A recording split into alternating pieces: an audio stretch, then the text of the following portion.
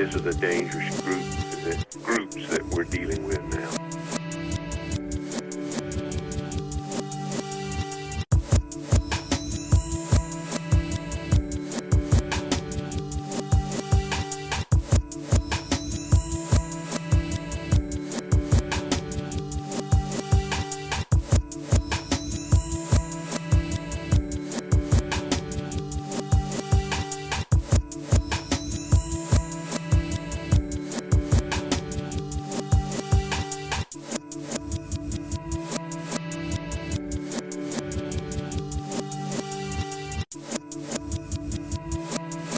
This is a dangerous groups that we're dealing with now.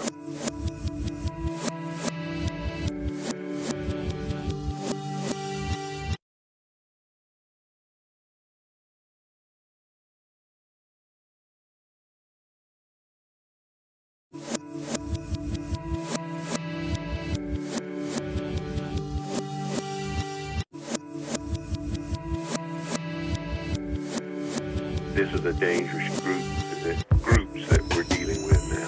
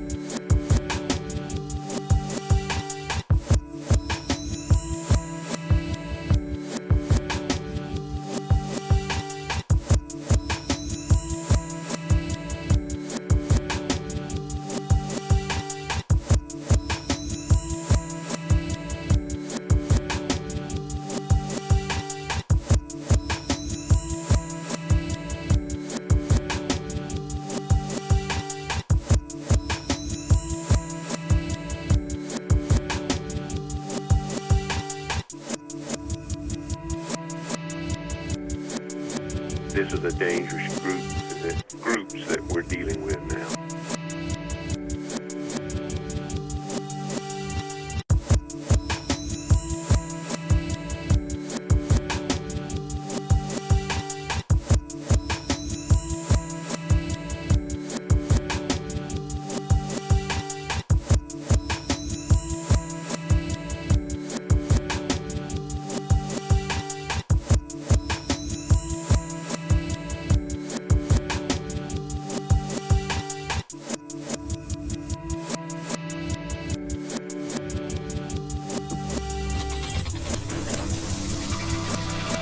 This is a dangerous groups that we're dealing with now.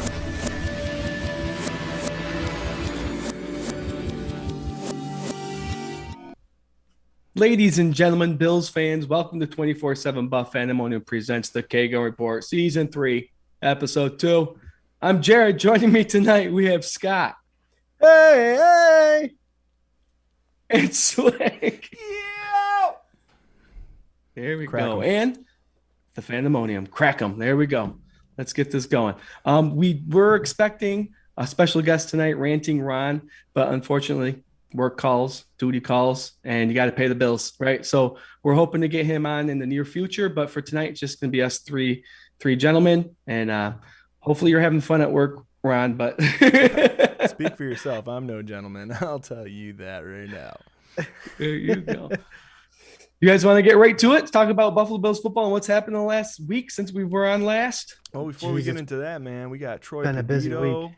We got Mary Jane Brown Hughes, who we were saying we think is a new viewer to the K-Gun there you Report. go. So thank you very Welcome. much for K-Gun After Dark viewership. We got Patrick Hughes. We got Debbie Emerton. She said, "Hot damn, Bean is a genius." We You ain't got kidding, Debbie. Buffalo Spartan. This is Sparta. We got Diana Kirkdorfer.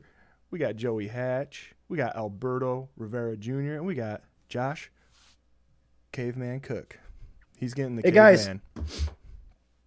For those of you that ordered these lovely might be chili cigar 24/7 buff pandemonium hoodies, they are in. I sent them out in the mail today. Josh Cook, we can hook up at some point. I can give them to you.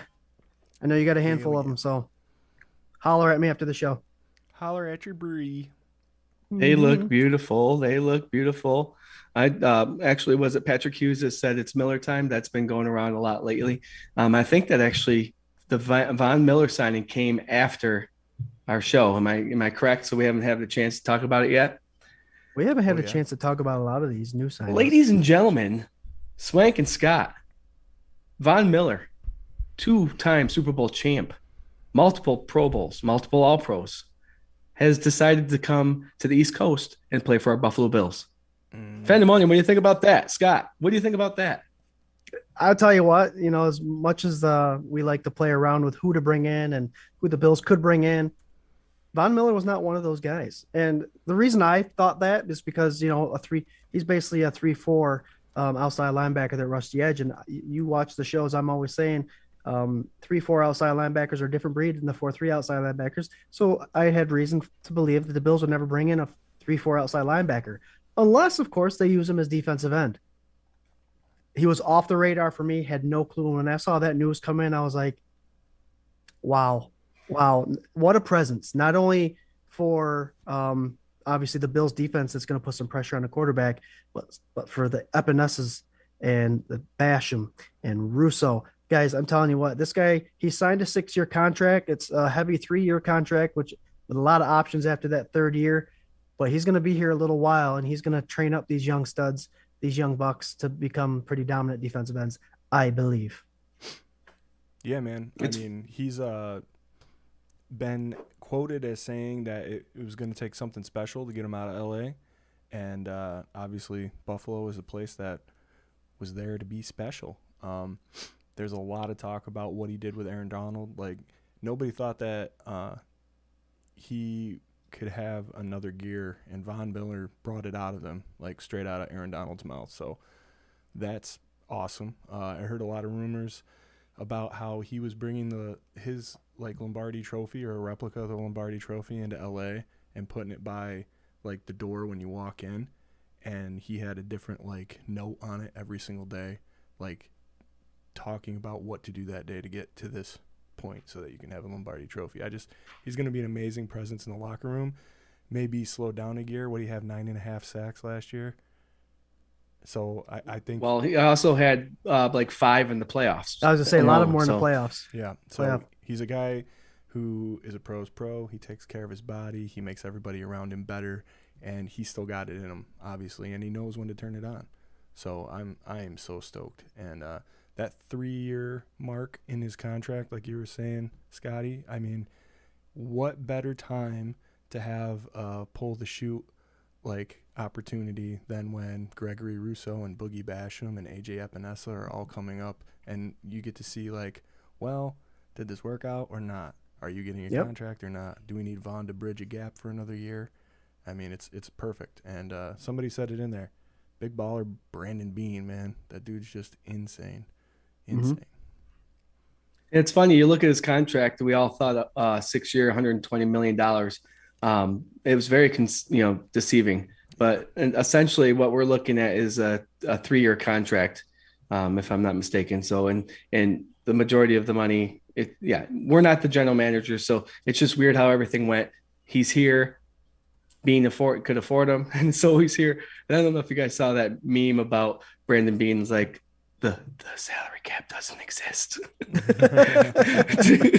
He just makes things happen. It's just crazy.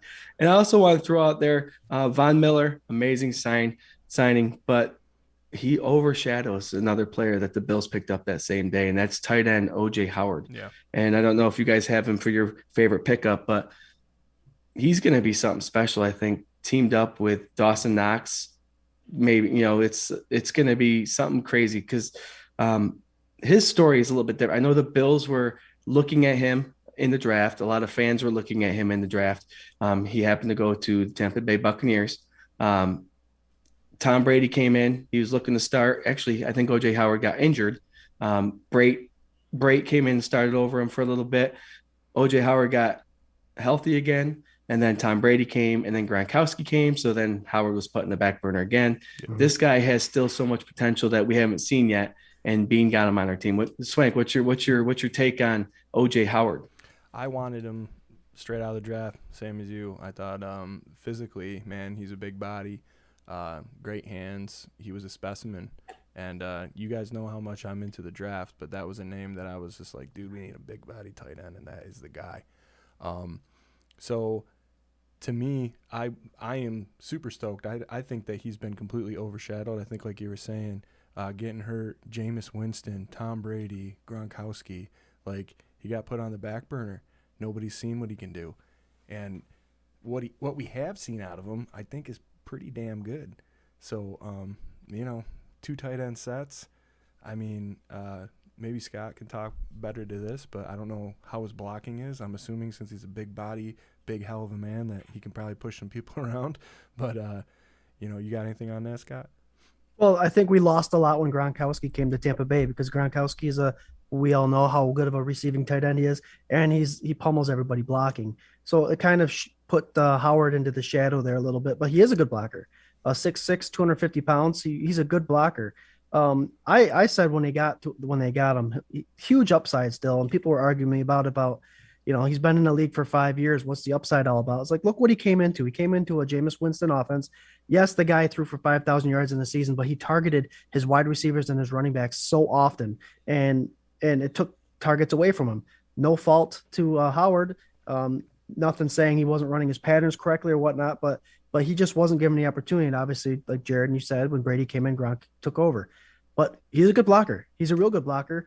Part of the offense that Leonard Fournette is going back to. Leonard Fournette ran pretty good.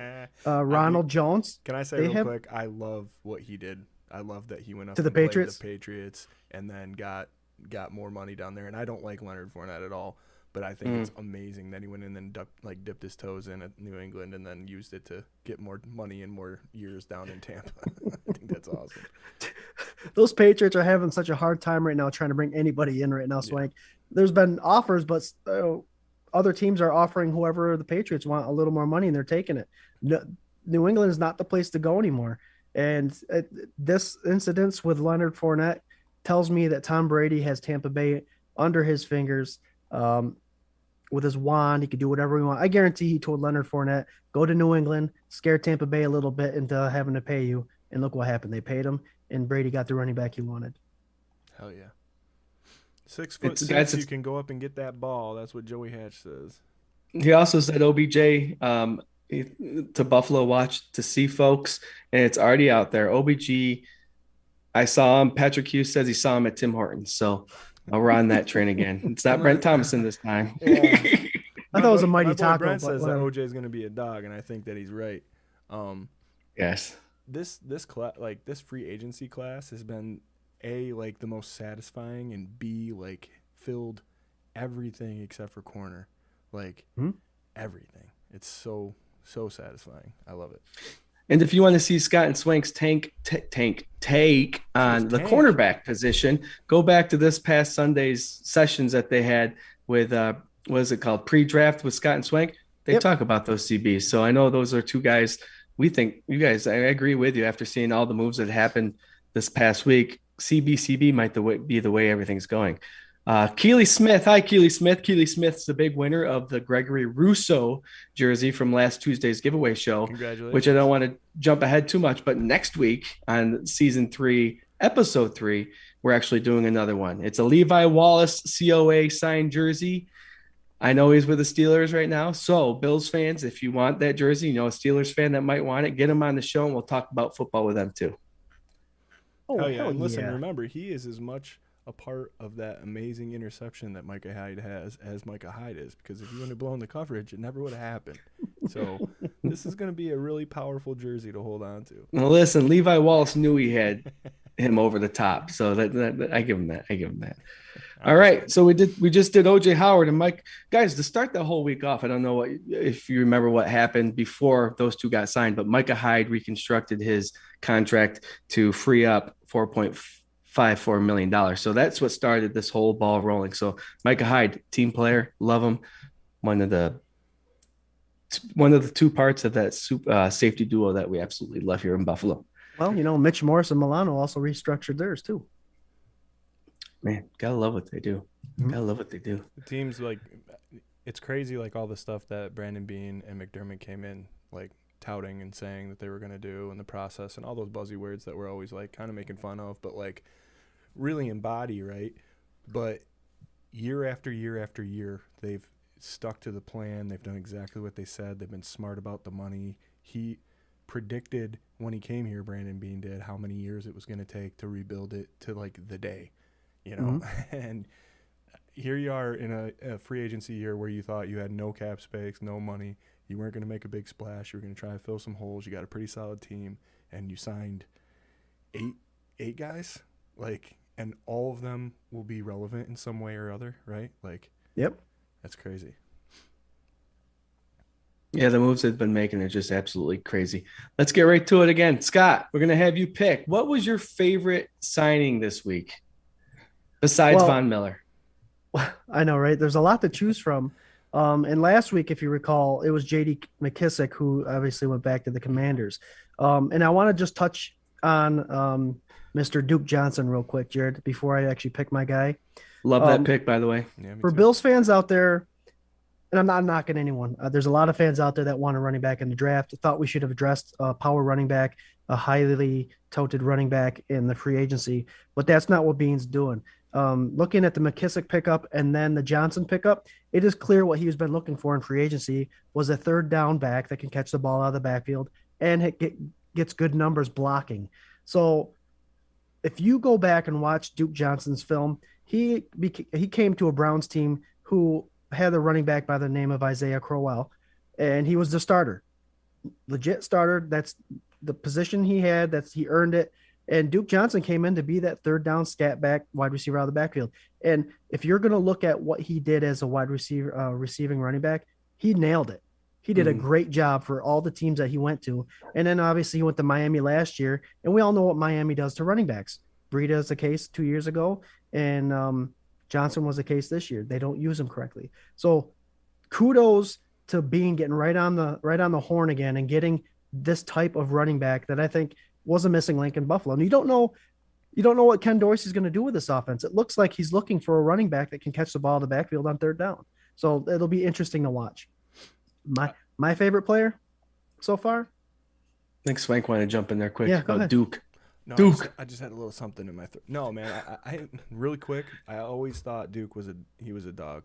Back when I had an appreciation for the Cleveland Browns, when he went there, man, I loved him. I loved the way he ran. I mean, the way he utilized his opportunities. There was an injury in there and all that stuff, and he got shuffled down the depth chart and then moved around a lot. But it's in there, man. Like, I think that he can be a bruiser. And it's gonna be fun to see. I really like the pickup. I think I like that you said bruiser. He is someone that he runs like Singletary does, kind of. And yeah, he's not afraid to lower the shoulder. He's only 5'9", but he's 210 pounds, so he's a little thumper. What's up with only 5'9"? What's up with only being 5'9"? I want to thank Sal Capaccio really quick for throwing out a stat line that a lot of Bills fans I don't think saw. He compared McKissick and Duke, and very comparable numbers, but Duke definitely had more touches. He had more touches, but he also had better numbers and double the touchdowns. So if you're looking to say McKissick is, better quality, then look at the numbers. Thanks, Sal. I appreciate that. 100%, dude. I was loving all those tweets. I also love that he's been dogging Patriots fans that have been trying to get on under his skin too, because they're so salty about the fact that they are not a dynasty anymore and that it's over. And now they have to suffer a little bit of what we suffered for 20 years, Yep. A little taste of it. Yeah. They just won't watch. Scotty. Yes. Scoop, who's your favorite pick, buddy? Make a sound effect really quick. There it is, right there. There you go. No. It took me a while. I mean, there's a lot of people that I'm a fan of, but this the signing from yesterday, Jamison Crowder, guys, great pickup. And with people that, Cole Beasley left us, and I think we all the three of us thought McKenzie would be the one taking over his spot. But then when I saw him sign Jamison Crowder, for the money he's making, I automatically thought, well, he's making slot wide receiver money, and now McKenzie's making gadget play money. So it'll be interesting to see how it's played out. It'll be interesting to see if McKenzie coming in knew that I want the same role I've had in the past, or does he want a bigger role? But those two will definitely fight it out in the preseason for sure. But what Jamison Crowder brings to the table, guys, is he's very comparable to Beasley, other than the fact that he gets significant amount of yak yards. Yak. He gets the yards after catch. Beasley, you can knock the plays for Beasley's yak yards because a lot of them were stop routes and all that stuff, and it's hard to get going again. But Jamison Crowder, when he catches the ball, he's always looking upfield, and he's pretty fast. I think he's like a 4.4, 4.5 40 guy. I think 7 years ago when he was a rookie, he clocked a 4.39, which is flying. So he's a great route runner, if not better than Beasley. His yards after catch are impressive, and just his speed overall. And I don't think he's a wide receiver, guys, that actually he really hasn't had a great quarterback under his belt. The last year he was in Washington, he had Alex Smith. Good quarterback, we could say, but we all know Alex Smith came back from a horrific injury, and he wasn't 100%. He's had Kirk Cousins, which, you have people that love him, people that hate him. And then his last year's your last year's in New York with the Jets, Sam Darnold was his quarterback and Zach Wilson was his quarterback. So he's never been a part of an offense with a quarterback like we have in Josh Allen, and he'll get comfortable quick. I think Josh Allen will make him comfortable. So right now, guys, go ahead. Sorry, we just had a question over on YouTube. Donut Bop was asking if Crowder receives punts, and I know that was a question. He is a kickoff returner, right? Yes, he has done it in the past. He had a little bit of the dropsies there a couple years back, so he's decreased the amount of those attempts. But Jarrod wants Christian Wade. but and that's the thing is Crowder can play and get those jet sweeps. He could do all the stuff McKenzie can do. So it should be interesting, to see what happens, because we do still have Marquez Stevenson back there. So now we're going to have three shifty slot wide receivers on our team. All we need for Stevenson to do is get one. Yep, just get one. Right. We've talked about that last year. Is he needs to get that taste, and then I think he'll be set. Yeah, I think he's got the yips, right? Because you could see, we talked about this last season, but it was really interesting watching him run behind guys, and he was running faster than his blockers and trying to pick lanes, but it was like the whole puppy concept we talked about, where his back legs are going faster than his front legs, and he just doesn't know where to go, right? So I think like those first couple of games he was receiving kickoffs and stuff, that was the case, and he was a little pensive, and then he tried to do too much, and he's just got to settle in, man. It's like when the game starts to slow down, you see those holes. Yeah, I think you're right. I think he'll hit one, and then it'll be like, oh, there he is. There you are, Peter. Well, the Bills have a lot of confidence in him. You could tell, because not only did they, when he came back from IR, they had a spot waiting for him right away. Mm-hmm. They got him in right away. So, they're all fans of him and are hoping for the best, and so are we. Guys, our current wide receiver depth is Diggs, Davis, Crowder, McKenzie, depends on where you want those guys. Kumaro, Hodgins, Stevenson, and Gentry. That's not a bad list. I think the way you have him just there is probably exactly the way it'll be, right? Yep. And you'll have McKenzie. Well, so here's a crazy scenario. If you have Crowder, McKenzie, Diggs, and Gabe all out on the field at the same time. Yep. And what if you did a split back? And then you have Dawson Knox out there. There's just with the pickups they've made, if you have Dawson and OJ out there and a single back with a 2 receiver set, you still have athletic, crazy options. It's not like you're oh, this is definitely a run. No, the hell it's not, man. Right. You're taking a chance stacking that box against that two tight end set, because Knox can burn you. Mm-hmm. Howard's huge. Just like that old Super Tecmo Bowl play, right? You have 2 guys on the outside, 2 slots, a running back, go deep. Here's the thing. OJ Howard on the line, Dawson Knox on the line, Gabe Davis outside, Stephon Diggs outside. Read the play, send those tight ends out to the slots now. Now you have a pass formation where it spreads out everything and do a quick draw to Singletary. He goes up the middle for a 40-yard touchdown. What? Well, Ken Dorsey was listening. He actually drew that play. I was going to say, you just got in your own head in that, and then you just Yes. It's gonna work. I see it happening. Dude, you should put a prop bet down that's the first play from the line of scrimmage on week 1. 40-year-old. There you go. They motion out and then drop the middle. There you go, Jarrod. And the thing will be like, it'll be exactly the way he said, only Duke Johnson will catch the ball. No, Brent but Thomason I'm said excited. 5'9's okay. He was that in 5th grade. Thanks. There you go. So I'm excited about Jamison Crowder. He has a lot to offer. He's a number 2 wide receiver on a lot of teams in the NFL, and he is our 3rd or 4th guy right now, which is awesome for Josh Allen and that passing offense. Hell yeah. I love that, man. I was not expecting them to come out and get a guy like that, like towards the end of free agency, like after they've already spent a significant amount of money and done a bunch of moves. I was really happy because he's torched us a couple times, and we had the number 1 defense in football, and they had Zach Wilson, So, Swank. yeah. What's your favorite pickup this past week? See, I thought you were going next. I had yours up, but I can go. Nope. Hold on, I got Pandemonium, what's your favorite pickup this week? I forgot to ask you guys too. I put it out in the comments. Okay. I need a sound effect. Hold on. I got it. Let's see. I got to be like ambidextrous when I do this. Please hold. This is the magic. There you go. That guy right there. That's Big Jordan Phillips. You guys remember him? That's not an edit. Yeah. That's his jersey. He was already here. He was beloved by Bills Mafia, and he made my Thanksgiving the best it's ever been. Right. I am really pumped. I'm really pumped, not only for him, but Shaq and all those guys that they brought back. I mean, even Barkley, man. It's like a lot of heart came back this season, but a lot of skill.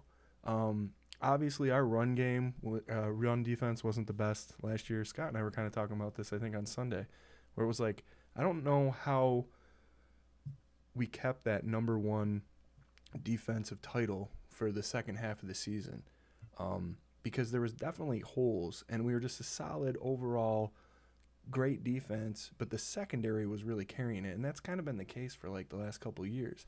And I think with you got a big guy like Jordan Phillips coming back, knows the scheme, he's a baller, he's wanted to be here ever since he left.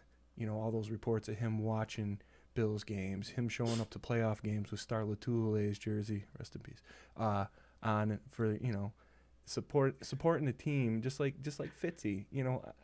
These dudes that don't want to leave. Like, I have never seen any millionaire football player want to play in a place as badly as they do in Buffalo. Like, have you seen it?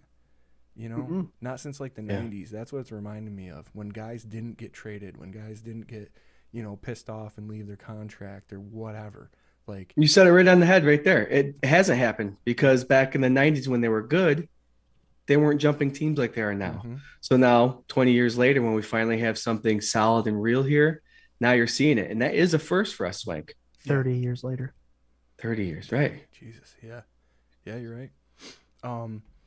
So anyway, this rotation is going to be nuts. I do not know, like, if this defensive line gels, I don't know how the hell, A, anybody will be able to stop them, B, how the hell Greg Rousseau won't become a first ballot Hall of Famer starting this season, because who the hell do you block on that line? If you got this badass dude right here, and you got Von Miller, and you got Ed Oliver, and then you're like, well, I guess we're going to leave Greg Rousseau one-on-one, right? Like, that's what I'm picturing like this whole time. And he takes up half the field with his arm span. Yeah, and then you got 3 other dudes that are maulers that just want to get to the quarterback anyway. I think that if, like, Rousseau gets another pass this year, I still think he'll do well. Boogie, he's going to be like a rotational guy, I think, for a big part of his career. Epinesa, dude, this is his make or break. And if you can't make something off that side of the defense when you got all these other big boys right next to you taking double teams, you got to move on, I think. And I love him. I've been every week it was like he's my hot take, like, X factor, like, he's going to do it. And I really think this season's got to be it. And I think this dude right here is going to be a big part of that, and for all of the defensive line. So I don't know. I love his attitude. I love his locker room presence. I love the way he's embraced Bills Mafia. I love that he never wanted to leave in the first place. Like, yeah, out of those two guys, between him and Shaq, like, he's the one that really didn't want to leave, Mm-hmm. And Right. we joked around about Shaq being forgiven because he just had to go sow his wild oats out in the world for a while. Now he's back with his wife and his kids in Buffalo, Like, Mhm. that's the way it is. But this guy, man, he's always been. He's always been. Didn't matter if he was wearing a Cardinals jersey or not. He's always been Bills Mafia. So I hope that he turns it up and gets an extension. Why not? Hey, guys, this defensive line is our run defense. Jordan Phillips is known for being a run stopper, and he got 6.5 sacks back when Buffalo, or 7.5. I can't remember what it is, but I do know Lawson and him combined had like 17. Which, you go look how many sacks we had this past year, and I think they cut that in half. Third. Tim Settle. Let's not forget about Tim Settle, the guy from Washington. High motor guy. Daquan Jones, an experienced veteran, 30-plus years old, but he's bringing that veteran presence. And you throw Eddie Oliver's spunk in there and his energy. This defensive interior line is now so energetic and so they might get some penalties on them this year. They might get some penalties because they're so just intense. They're so intense, and they're not going to let any bullshit fly if the offense wants to be cheap with these linemen. This defense is going to stick up for one another. This defensive line, these defensive ends and the outside linebacker, and Miller and the Milano, I think, are going to eat this year for sure. Let's not forget Milano took a reconstructed contract too, so he's biting a little bit for the team. And I just want to say really quick. Oh my gosh, where I see it? Sorry, Swank, I cut you off there. Very good. Trey White. Trey White's update is he's on track. He's doing what he can, but right now it's October, November-ish.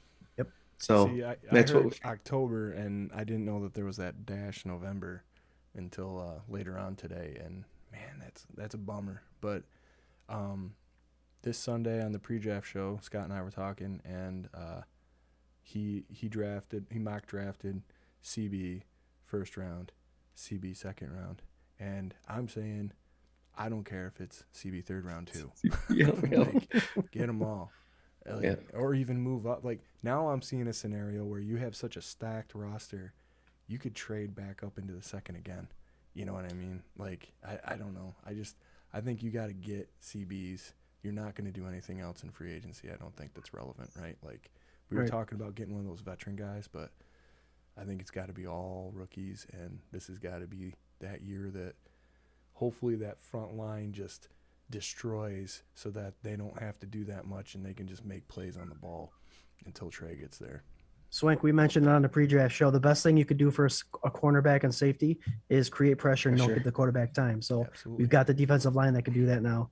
But yeah, I mean, I wouldn't doubt if being addressed free agency, Joe Hayden, Kyle Fuller, Chris Harris, Patrick Peterson, Kevin King, AJ Boye, they're all available still, but I'm guessing they're going to take a pretty good price to get them. So I don't see the Bills addressing that. Yeah. Patrick Hughes thinks they're going to do Bean's going to do one more big move before the draft. Well, we got some money. We got some money to move around. Andre Smith, Cody Ford, and Tyler Matedovich. I could see those guys leaving the Buffalo Bills and creating like $6 or $7 million. So we'll see. We still need $8 million for the draft to draft our players this year. One guy that they were talking about that could restructure that would save everybody a ton of money is Trey White, and nobody's talked about it.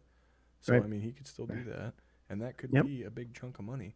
I just don't see it. I mean, there's a lot of one-year contracts, a lot of prove-it deals, a lot of we're going balls out trying to get a Super Bowl win this year the same way the Rams did it last year.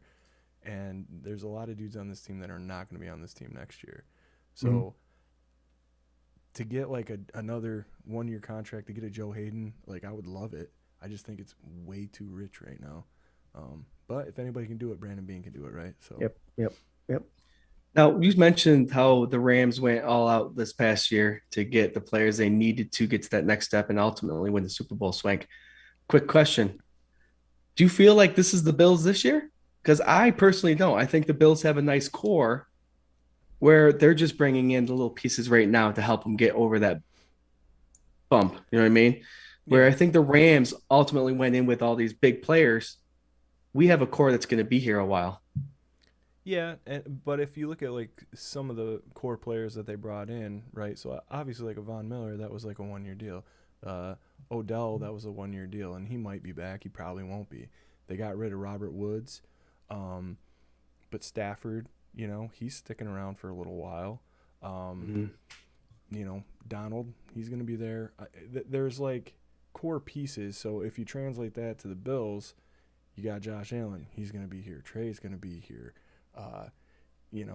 Dawkins is going to be here. Milano's going to be here. You got the safeties for another couple years. You know, Diggs has got a decent contract that everybody was flipping out thinking that, like, he needs to restructure. He needs to get paid right now. I think that's probably going to wait till next year. But there is a solid core. And I think it's the phrasing, right? You said, like, the couple little pieces they need. I thought that was the approach that they were going to make.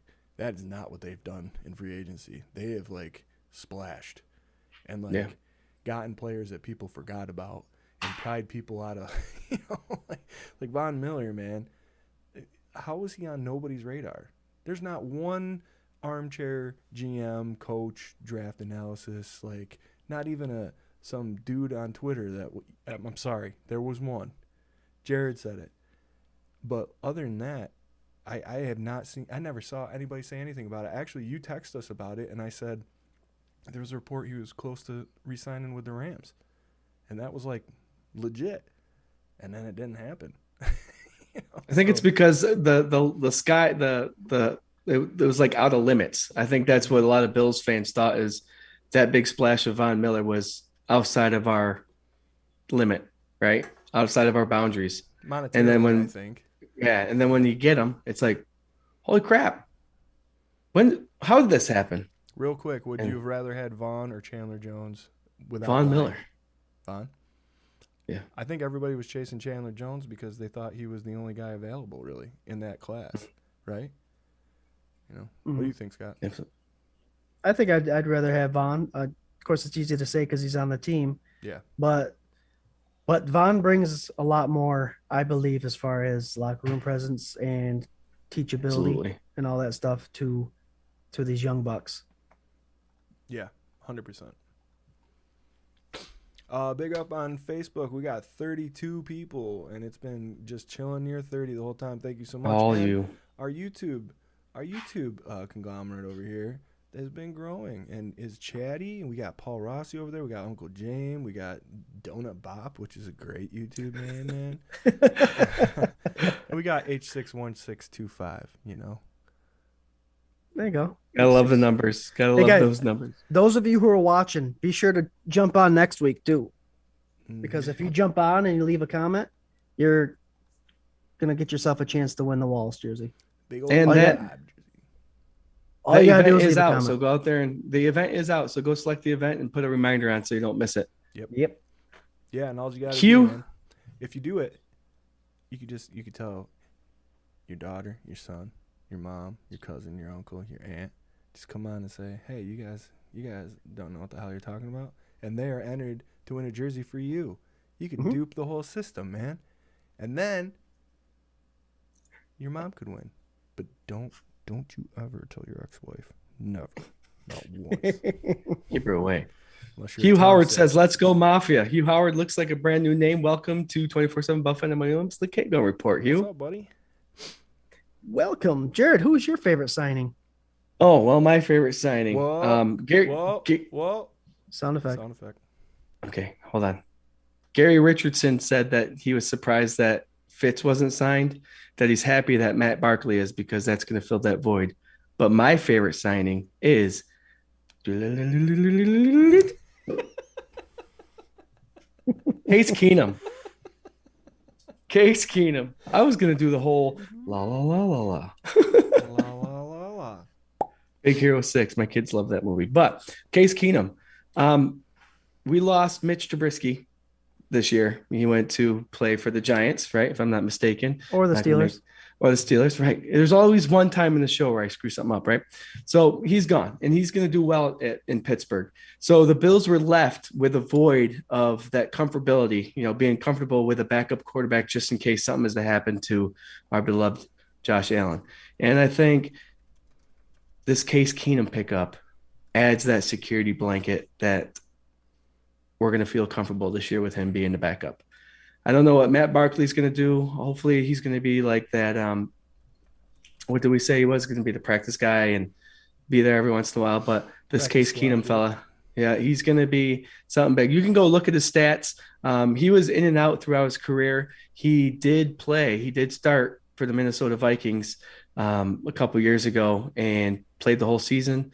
I think they went 12-4 or 11-5, made the playoffs, made a run in the playoffs. He's going to be known for throwing it up to Mr. Stephon Diggs for that touchdown catch that ultimately, yeah, there you go. That was a beautiful thing to watch. So he's got that connection. You guys are crazy. He's got that connection with Stephon Diggs. And I think that he's been just moved around so much that, where are you? I got to go up here like this. That he hasn't really been able to establish himself and get going. So coming to Buffalo, I think that's going to be great for Josh Allen. Again, learning from another veteran, add another thing to his repertoire. If you look at Keenum's numbers, he actually is 78 touchdown passes to 48 interceptions. So it's almost 2-1, which is very impressive. Yeah. His record is somewhere between 29 and 35. It's almost 50%, but that's again playing with teams that are rebuilding. He went 6-10 with the Denver Broncos after playing with Minnesota during the playoffs because Denver took him thinking he was do well, and that was Denver's building year. So he's been, again, like I said, on teams that are either building up or not that great, and he's done good things. And my biggest attribute to Case Keenum joining that team, the Buffalo Bills, is the fact that he's going to be backing up Mr. Josh Allen, and it's going to add that comfort level that we had last year with Mitch. 100%. I agree with everything you said. I also agree. I think that he's a better quarterback than Mitch for us, at least at like that point in time with Mitch. If you would have said, hey, either Mitch Trubisky or Case Keenum last year, I might have went with Case. I mean, he's like Fitzy, man. He's a proven journeyman. He goes in, he can win you 50% of the games. That's all you're asking. That's all you're asking. And he's got a rapport with Diggs. I don't know. I really like it. I think this is a lesson that Bills Mafia should learn. Not to, like, fly off the handle with the first signing. Like, how could you have been upset when Barkley tweeted out that renegade, like, jacket swinging over the head thing saying he was coming home, basically? And it's like, I was pumped. And I was like, you know what? If that's what they're going to do, fine. We've rolled with them before. Fine. It would be nice to have some more security. It's a little more serious now, but fine. And then they go out and do this. And half the Mafia lost their mind, like, we can't have him as the backup. It's like, man, just chill out and wait, you know? Like, and actually Case got signed before Barkley, you know. The news just broke opposite. So, I don't know. I love it. I think it's a really good pickup. And for a 7th rounder. Yeah, Brent Thomason just said 7th rounder. That's like a trade, right? Yeah. Yeah. That's a legit trade. Not many 7th rounders make a team, and the Bills were able to get not only Keenum for a 7th rounder, but Keenum took a pay cut as well. Yeah. Paulette Brown says, hi, fellas. Hi, Paulette. Welcome. Tony Yano. Antonio Lano. Hey, what's up, man? There you go, Tony. What's up, man? Good old friend from the old days. Yeah. Welcome, Tony. Yeah. Yeah, Case Keenum. I love it. I love that signing. And the fact that Matt Barkley's back. So if you just sit back and look at this locker room now, it's a bunch of goofballs. I mean, goofballs that care about each other but know the game. So Matt Barkley was like a very good support system for Josh Allen. You couldn't ask for a better backup to be a support guy. I don't know about his play. He kind of got screwed over on that one play. He came in to relieve Allen. Remember, it's like the floodgates open. But he could still be a legit backup. But Case Keenum coming in there, these quarterbacks are going to have fun. I can't wait to watch it. Says, "Where's the beer?" Right here, sir. I'm having a little whiskey and ginger tonight. Vodka tonic for me. Vodka tonic for me. Cheers, everyone. Cheers. Hey, absolutely. Cheers. I want to add quick, and this might be a hot take, but when you add players to the Buffalo Bills roster, when you sign them on, it doesn't matter what they did on teams before. Especially, let's look at Duke Johnson, right? Or other players coming in. They get to play with Josh Allen now. You know what I mean? Beasley came to the Bills after playing with the Cowboys and had his 2 career years, his best career years, right? these players coming in this year, doesn't matter who they played with before, they might come in and have a career year. Do you know what I mean? You got to realize it's not necessarily what team they're coming from or what their past looks like. It's how they gel with the team that they're coming into. So that's why, as fans of the game, Swank, Scott, and I, and most of the Fandemonium are always optimistic with whoever comes in. If they're showing a little bit of shine here and there, imagine adding that to Josh Allen, Stephon Diggs, an offensive line that finally got together, the number one defense in the league. It's going to be something else. And the stats might not look outstanding at the end of the season, but they don't have to be when you're raising up that big old trophy. Right. I said when they signed Howard, I'm saying it right now, he's going to have the season of his career. It may not be the 50 catches he had 3 years ago, but it may be a higher percentage of catching rate with the opportunities he's been given, more touchdown catches, more. Let's keep in mind with the tight end position, it's not all about catching balls.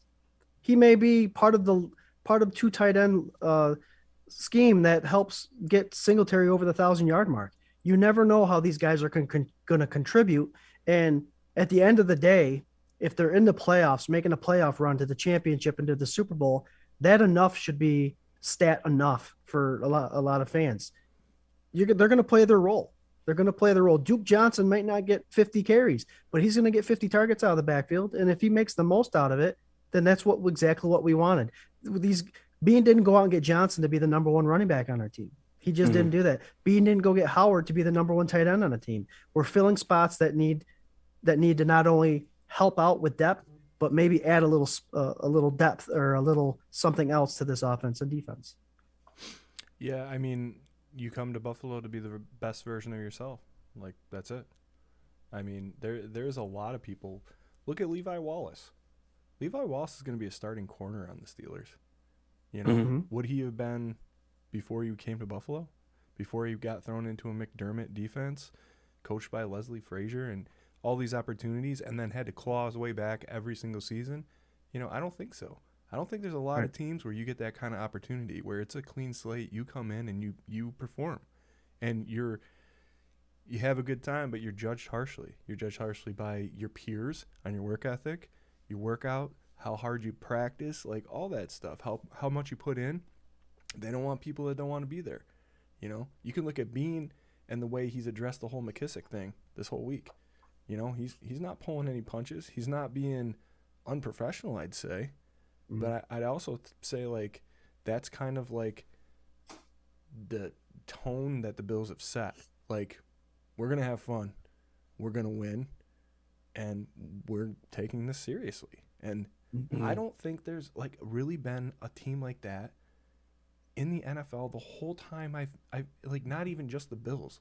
The whole time I've been a fan of the NFL, I can't imagine or even remember a team that was fun and competitive and won.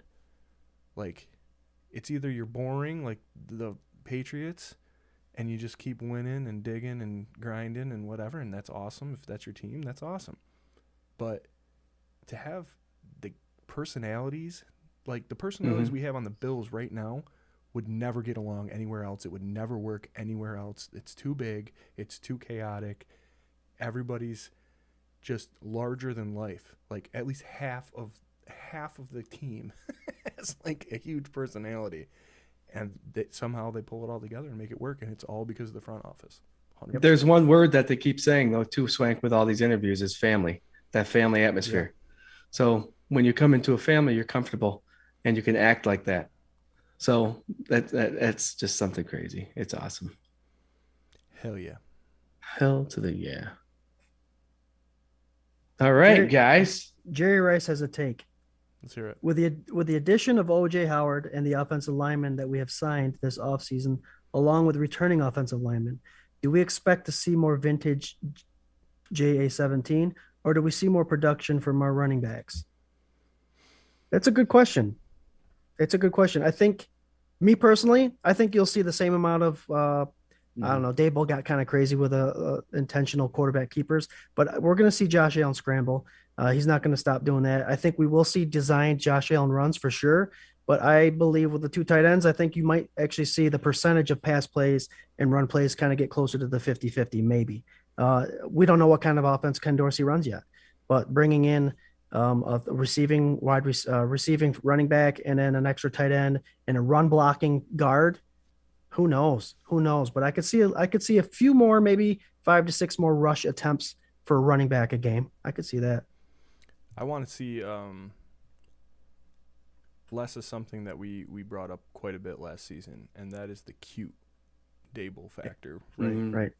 So I'm hoping that if Dorsey's the kind of coordinator that I really want him to be, and he's worked under Dable and to the point where Dable wanted him and was going to promote him to OC, and you know he made the right choice and stayed in Buffalo. Mm-hmm. But I think that you gotta let players play to their strengths, and I think Josh passing the ball is a huge strength. I think Josh running the ball is a huge strength, but it puts him in danger. So now you're bringing in a better back, I think, in Duke Johnson, or a more versatile back, somebody that I think you can utilize better than you did Breida, and has maybe surer hands and is more used to the role, more touches, all that kind of stuff. Just a solid foundational piece and an option. And then you got Singletary, who's devoted his whole body and life to being a substantial running back and getting the opportunity. And you've invested in the O-line to make that more of a probability. So I don't know if it'll get quite to 50-50. I think that it'll be more balanced, more balanced than it was like the last 2 seasons probably, especially the way Singletary came on last season. Yep. But good question, man. I think personally, I don't think I'll see it change much. Like last year, when the season started, we were all kind of on what's Dawson Knox going to do this year. Is he going to, make his tight end spot his? He's going to own it. And at the beginning of the year, we said Dawson Knox's success is going to be catch percentage and blocking. And he effing nailed it this year, right? So when it comes to our running game, I do not think we will see Singletary hit 1,000 yards personally.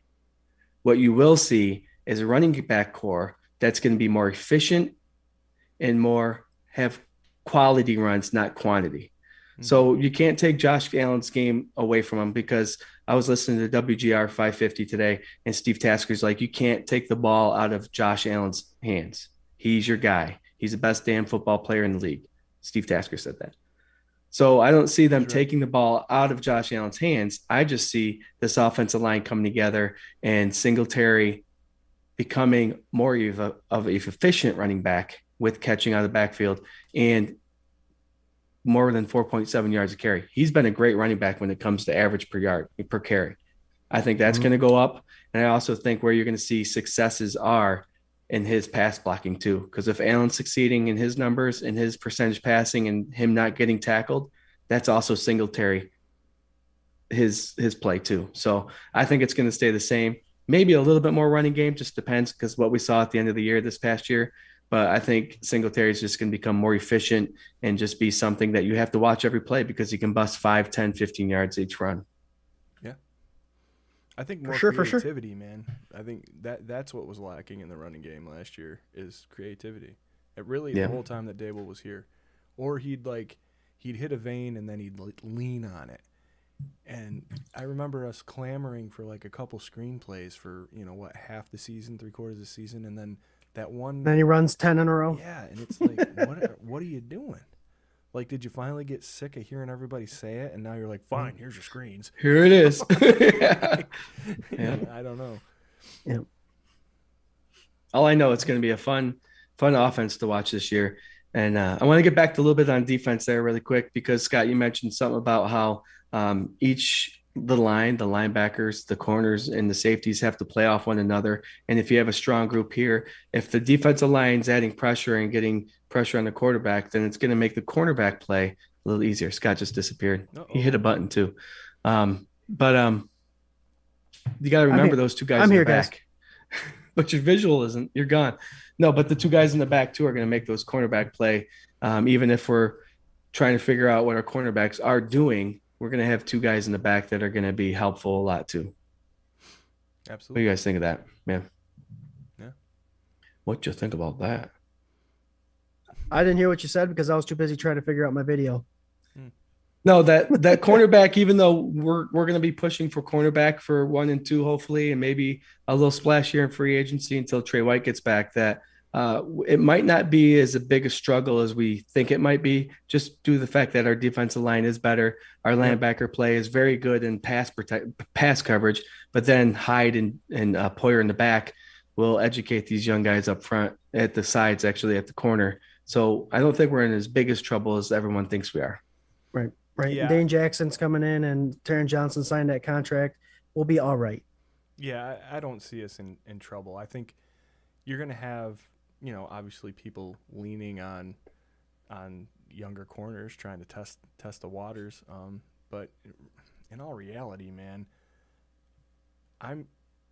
we still have Hyde and Poyer. Like, we still have the linebacking crew. We have Taron Johnson. Like, and Dane Jackson, I think he's growing. I think he's probably going to be your number one cornerback unless you draft an insane couple corners in the draft, I'm not totally worried about it. I think the line is more than going to make up for the deficiency. So, and like you said, that's all that's going to do is make the corners stronger, give them more confidence, give them more plays on the ball. And, I'm not worried. Also, on the other side of the ball, we got Josh Allen throwing frickin' beams. So, it's not – I just don't think a lot of people can hang. Nope. And even though the AFC has every good quarterback in the entire NFL right now, I did want to – So they're taking them all. What's that? They're taking them all. Taking them AFC. all, man. The NFC is turning into what the AFC was back in like the 90s. It's just interesting. I see a lot of people doing the rankings, like ranking all the quarterbacks 1 through 16 on the AFC side, and it's funny, man.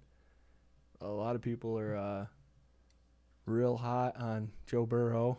Mac Jones is getting a little bit more love than he should. Tua's in the basement, believe it or not, and usually Trubisky's right above him in most of those rankings I've seen, which is like, all right, But top 5 AFC quarterbacks, you got it in you? Yeah. Yeah. Go ahead, Scott. Like, give me time to think. All right, go ahead. Allen, Scott. Mahomes, Jackson. I'm throwing Matt Ryan in there because he's one of my favorite quarterbacks of all time. And then Herbert. I think I go Allen, Mahomes, Herbert, Burrow, and then I think I'm going to say Matt Ryan. I don't think Jackson. Damn, Russell Wilson's in there too. Oh, Son of a... he is. Ooh. All right, this is the thing we should do next week. Allen, Mahomes, Wilson. Oh, boy. What Herbert about Watson, bro? No. No, go look at his winning percentage. I know. That was another thing. His winning percentage and the way everybody's going off about what a talent he is. Also, just to clarify, I know he made something out of nothing a couple years, but at one point when he was on the Texans was a good football team, and they still didn't do a whole lot other than beat us in a playoff game, with a rookie quarterback. So, or a second-year quarterback. Second year, yeah. I don't know. It'll be interesting to see what he looks like when he comes back. Of course, he's got Amari Cooper and Chubb and all those guys. But I got a quick question for both of you, and I'm going to cross it over here, and this might get a little crazy, but we all know how much of a shitbag Deshaun Watson is, right? Correct? A question was asked out there on Twitter this past week. If your team selected Deshaun Watson, would you disown that team and start rooting for a different team? My wife would. My wife 100% would. I don't think that. Well, I think it'd be conflicting for her, but I definitely. I don't think she would root for the Bills at all. I'd have a hard time, man, because I've been real vocal about Hunt and a lot of these dudes that have gotten away with too much. I mean, I remember my old man bitching about Ray Rice and or Ray Lewis. Sorry, Ray Lewis. And all that. And Both Ray Rice. still, And yeah, Ray both are Rice. still shitbags. Pardon my language, but yeah, and there is this crazy thing Like I love football. I love the Bills to death. I've always loved them since I was little. I connect with them in a way that is unhealthy probably. And luckily this live stream and podcast and page has granted me a lot of opportunities to meet a lot of like my heroes and talk to like some really amazing people and do all that stuff. And that would be really hard to give up just because of that. And I'm so grateful that we have somebody like Josh Allen on the team who completely represents the core values of everybody in this city. And the way that all lined up for all these things to fall into place, for McDermott to be here, for Bean to be here, for Josh Allen to be here, everybody should be thanking their lucky stars because, man, there has not been a better story written. If it was Deshaun Watson and the rest of the team, I just don't know. I don't know. I'd be so bummed. I'd want them to win, and when they won, I'd feel guilty, I think. You know? Yep. So, Scooter. I'm not going to say much about it. We're not in that situation. I'd hate to think we were ever put in that situation, but I would consider switching for sure. The guy, 22 allegations, and I don't know if I'd be more upset with the team that grabbed them or the fact that the NFL is allowing it to happen. Yeah. So as an NFL fan, it might be questioned too. Yeah, I mean that's been a big topic, man. The way the NFL's allowing this all to go down, and also I said it on Sunday's show, man. The Browns are scummy for that. The way they've structured his contract, that is not getting talked about enough, and I'll talk about it every chance I get.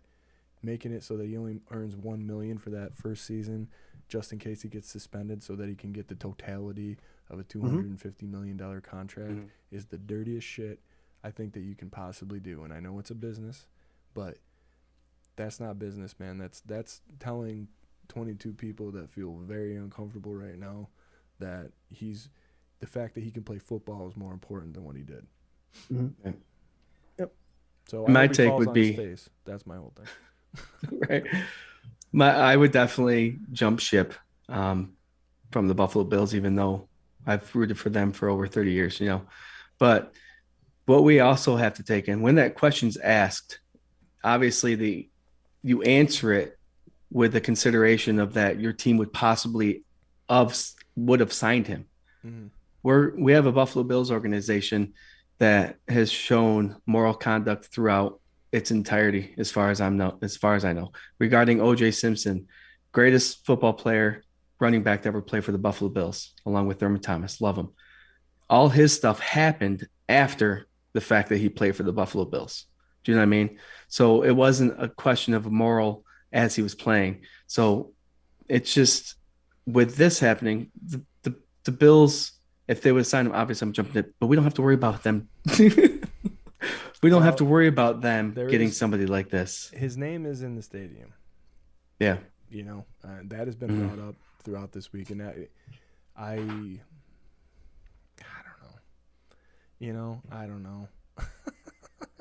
I thought he was guilty from the first time it ever came out, and it has nothing to do with anything other than there was so much goddamn evidence. And, you know, I know people that were diehard Bills fans that were like, nope, innocent. Nope, he's not guilty, innocent. You never got a cut and checked your finger all over your murdered wife's hotel room. You know, like, of course there's blood everywhere. Like, whatever, you know. Just, yeah, you know. And it's sad that, like, why are we talking about that, right? Mm-hmm. And Ray Lewis is still coming out and, you know, he's starting games in Baltimore with his dance. You know, you got Kareem Hunt still playing football. You got Ezekiel Elliott still playing football. You know, there's a double standard, and I don't know.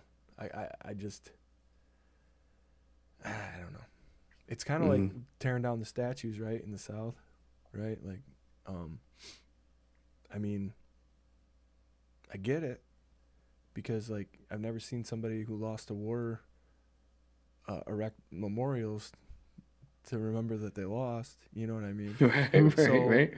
And that was a point one of my buddies who's a history teacher made, and it hit home with me. I'm like, yeah, but it's also, like, part of history, right? So, like, with OJ, it's like he was an amazing running back. He did all these great things.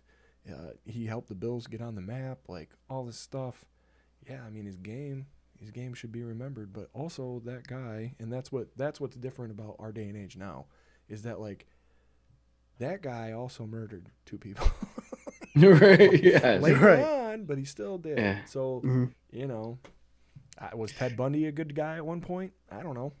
Probably not. That's the thing, Swank. But It's perfect, right? Every time you look at that ring at the Bill Stadium and you see O.J. Simpson, his name, great football player, and what he did, or what he didn't do, or what he didn't do, did he did, right? So it's always going to be tagged with his name. So that's one of those things. It's an argument that everybody can have.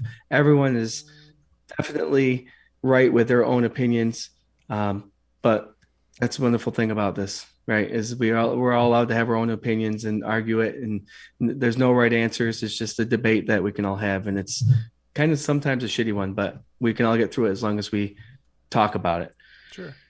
Oh man! All right, Scott left us again. I don't know where to go. What do you What say? the I hell? have to go to the bathroom. I had one more thing I had to say, and I know we're Going running pee. over. I know we're running over here, and thanks for hanging with us, man. You guys are killing it. You know, we're still up over in the 20s here, and we got a bunch of interaction. There was one question that came up, and when Scott comes back, I'll refresh him with it. But I wanted to hear what you had to say. Ryan Bates. How pivotal is Ryan Bates, and the fact that he's going around and, you know, visiting? I don't know how much you know about, like, the situation, the fact that he is a restricted free agent. They gave him a contract, but he's allowed to shop to match it or beat it, right, or something like that. Yes. But if a organization matches or beats, the Bills can then match or, you know, match that. So he's been to the Patriots. I think he's been to another club. I like Ryan Bates. What do you think is the fate of Ryan Bates? Is he a Buffalo Bill this year? Yeah, I mean, at what point, what dollar amount will take away from a Right possible now it's Super Bowl 2.5. championship? But that's what I'm saying. If it's 2.5, if someone offers 3.5 or 4.5, it's $2 million a year worth possibly having in your Pro Football Reference detailed, you know, profile Super Bowl champ. I don't know. If I'm Ryan Bates, no. You know, I think I stay no matter what. Right. Yeah. But So that's what I'm saying is I think, I don't know. I think he should stay. I think shop around, see what's offered to you. You might get slapped in the face, or you might be getting something. If you're getting something offered that's ridiculous, take it. I mean, these guys are out there to make money for themselves and their families and so on and so forth. So if it's there, take it. But man, it's a bad time to leave, I think, for him. yeah, what do you think, Scott, about Bates? We were just talking a little bit. I mean, this is kind of like probably the last little hot take thing, but there's a bunch of questions in the comments about it. And, you know, he's visited with the Patriots. They're saying, you know what, he's tendered for 2.5, but he can shop around and the Bills can match it. Is he a Buffalo Bill this year or no? I think he is. Only because he has been shopping around a little bit. And he's not getting any takes, and the Bills haven't really addressed that right side of the line yet. The right guard position right now, it's Cody Ford and a guy by the name of Capra that we've never heard of before. So the Bills don't seem too worried about it. I think it's because maybe they think they can create some room to afford Bates and or Bolker. But they don't seem too concerned about it, which makes me believe that there's at least some sort of conversation. Because obviously, if he's offered that 2.35, 2.5? 2.5, I think. If he's offered that, if anybody wants to offer him that, I think he'll make the smart decision and stay in Buffalo. You stay where you. And I like Bates. He's a guy that could play center. He's a guy that play guard, tackle. The whole theme of that line changed when he came in. Mm-hmm. You know, it solidified like crazy. And so, yeah, I hope he sticks around too. Me too. Yep, things meshed well when he came in. So hopefully we get some of his teammates to talk him into staying. I'm sure he'll have to contact them if something gets offered, and hopefully we'll stay and we'll see what happens. Yep. All right.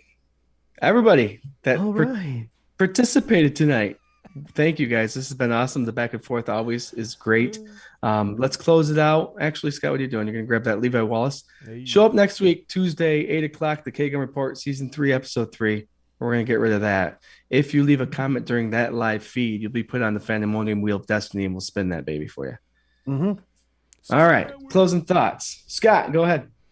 Closing thoughts. It's going to be quick. We took that 6-week hiatus. We're back. This is season 3, episode 2, guys. I can't believe that's already season 3.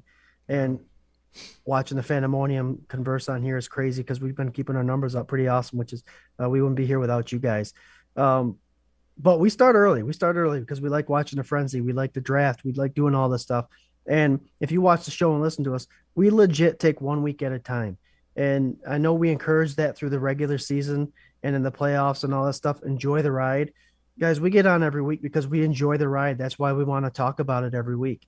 And so to have you guys come on and join that conversation with us and then jump on that train and enjoy the ride with us is pretty sweet. And it's awesome. And I wouldn't have it any other way. I love my Tuesdays with you guys. So go Bills. Voice kind of broke up a little bit. Yeah. I got a tickle, like a legit grab just then. I got some guy. Swank. Yeah. God. Yeah. Ditto. 100%. All that. I love doing this with you guys. I love interacting with you guys. I love that, it's able to grow and breathe. If you're paying attention to the ticker down there, we have the regular season Rager 2 coming up this year, 2 weeks before the season starts, September 3rd. Yep. Mm-hmm. September 3rd, and it's going to be at Reinvention Brewing in Manchester, New York, right off the old thruway. So actually, Paul Rossi, I think it's a little closer if your son's going to bring you up, you know what I mean? But any and all are welcome. We're going to have a ton of super fans there. We're going to have cornhole tournament. We're going to have the band playing. We're going to do a live show. There's a lot of cool stuff. I almost said shit. It's a lot of cool shit coming on. Yeah, there is a lot of cool shit. And some charity stuff going on. I don't know. I don't want to give away too much, but tease a little, and we're going to solidify some things and just keep that date circled on your calendar and come hang out and drink some beers and, good beer. Drink some good beer. Some good beers, yeah. Swank, I just want to throw this out here real quick. We are giving you the date September 3rd, and right off that thruway exit, there's a hotel right there. And we'll give you guys a lot more information once we get closer, but the hotel's legit a mile away from the place that we're having it. So accommodations, they'll be available. So you don't have to worry about if you're driving all the way out to Manchester, New York in the Finger Lakes area, there's a place to stay. Yeah. And also, man, hit us up and, we can figure stuff out and hang out and do whatever. Obviously we'll be doing the event all day. And then, I don't know about these Reed boys, but after something like that, I like to unwind, maybe celebrate, It's the week before the Buffalo what's opener. It called? No. It's 2 weeks before the game, but it's a week before the Buffaloes. Soho? Yeah. The tailgate party? That's a pretty big party, too. Yeah. And last year that kind of like conflicted what we were doing, but we were idiots and we didn't know what the hell we were doing, so we made it that date. But now we got a lot of people that are interested in coming up, so it'd be really cool to see and meet and re-meet and hang out and do all that stuff. So circle it. Also, you can check us out on Spotify, Apple Podcasts, Anchor, YouTubes, and Facebook Live every Tuesday for the Gay Gun Report, 8 p.m. Eastern Standard Time. And also, don't forget the pre-draft show with Scott and Swank, Sundays at 11, kind of holding the place of Sunday sessions. I was thinking maybe we should ask Ryan Thomas to pop on here once or twice with us, too. That'd be fun. I think that's a good idea. We should. Yeah. And as a little sneak peek, we are going to talk interior offensive line on Sunday. Ooh, yeah, there you go. Also, all right, Fandemonium. Sorry, real fast. I know I've taken up too much time. Our boy Ryan Thomas just got his podcast picked up, man. Perfect. Congratulations, brother. Well deserved. He's an amazing guy. So go check him out. Ryan Thomas Takes. There you podcast. All right, Fandemonium. You heard it here first with Swank and Scott. They pretty much gave it to you all. They didn't leave anything for me except for see you next Tuesday for that Levi Wallace giveaway. Guys, have a great week. And as always, go Bills. Go Bills!